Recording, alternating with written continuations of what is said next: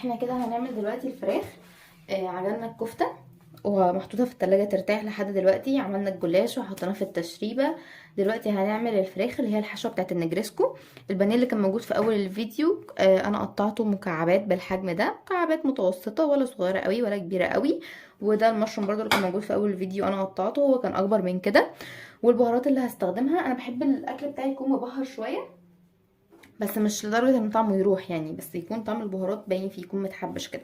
هنحط فلفل اسود، بهارات، كزبره، بابريكا، شطه، ملح. لو عندكم بصل باودر وتوم باودر هيكون كويس جدا، بس انا دلوقتي مش عندي. حطيت في الحله زيت وسمنه يسخنوا، وهنروح على البوتاجاز اوريكم هنعمل ايه.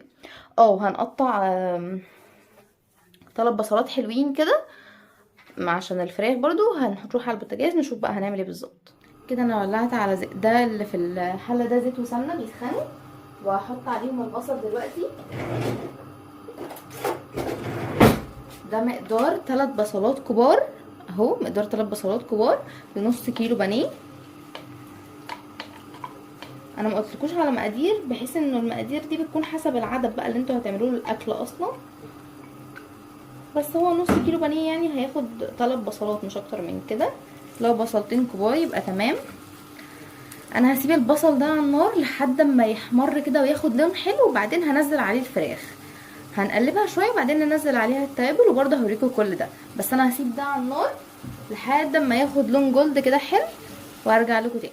كده البصل دبل واخد لون. هنحط دلوقتي الفراخ. المشروم هنحطه في الاخر خالص لما الفراخ تستوي. نحط الفراخ ونقلب.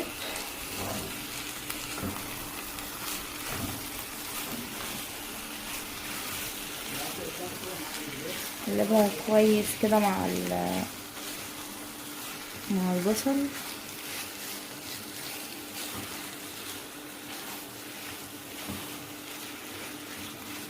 ونسيبها لما تاخد لون، يعني كلها لونها يبيض كده، وننزل عليها بقى بالبهارات. كده الفراخ بدأت تنزل ميتها، هنزل عليها بقى بالبهارات اللي قلتلكوا عليها، ملح وفلفل اسود وبهارات، كزبره، بابريكا، وشطه. كل البهارات دي بيكون حسب الرغبه برضو، بس انا زي ما قلت لكم بحب يكون اكلي مبهر زياده يعني. وهنقلبها كويس جدا.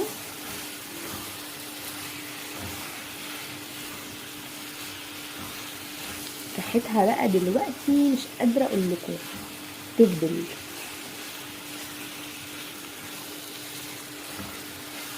هنزل عليها بمعلقه صلصه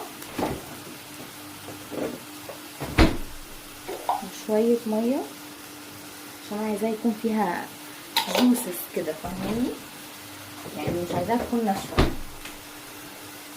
في ناس بتحبها كده، بس انا بحب النجرسكو تكون جوسي جدا، بتبظ من كل حته كده.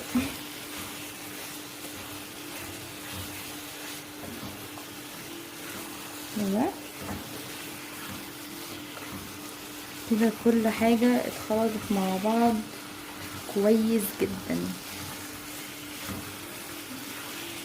والريحه بقت تهلي. يا سلام بقى لو عندكم زعتر هتبقى تحفه، يعني تحفه. كده تمام. هحط شويه ميه وهسيبها تستوي، عشان زي ما قلت لكم انا بحبها يكون فيها شويه جوسس كده. ولما تستوي هحط عليها المشروم وهوريكم. ورجعنا للفراخ. الفراخ استوت، بصوا مش قوي كده استوت ولونها وطعمها حلوين جدا. هننزل عليها بقى بالمشروم.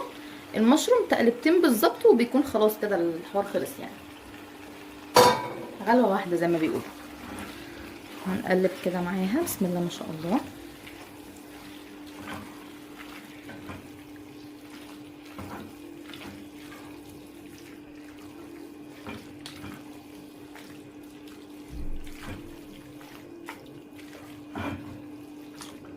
تمام كده.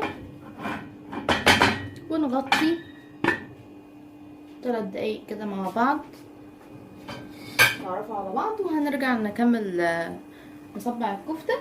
يبقى احنا كده خلصنا النهارده. بكره هيبقى فاضل لنا حاجات بسيطه جدا، يا دوبك هنعمل شويه الملوخيه ونعمل البشاميل، وندخل بقى كل حاجه الفرن وتستوي قبل المغرب على طول، ونقضي يوم لطيف، وان شاء الله صحابي يتبسطوا وانتوا كمان تكونوا اتبسطتوا معايا في الفيديو. كل سنه وانتم بصوا ده كده شكل المكرونه بعد ما رصيتها. يعني زي ما قلت لكم حطيت طبقه مكرونه وطبقه فراخ وطبقه مكرونه وفي الاخر بقيه البشاميل.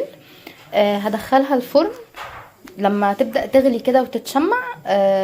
هحط عليها الجبنه تسيح، ولما تسيح هطلعها على الشوايه. هتكون طبعا المكرونه خلاص استوت هي والبشاميل والدنيا تمام. وهوريكم برضو شكلها في الاخر. دلوقتي هنسوي الكفته مع بعض عشان يعني الطريقه دي ما عملناهاش معاكم قبل كده، فهنسويها مع بعض وهوريكم بقى هنعملها ازاي. بصوا ده شكل المكرونه بعد ما خلصت. كده احنا خلصنا كل حاجه، خلصنا الجلاش المكرونه الكفته، عملنا معاكم كل حاجه. يا رب تكونوا اتبسطتوا معايا في الفلوج السريع ده، وان شاء الله صحابي يكونوا اتبسطوا. وبس كده، كل سنه وانتم طيبين، باي باي.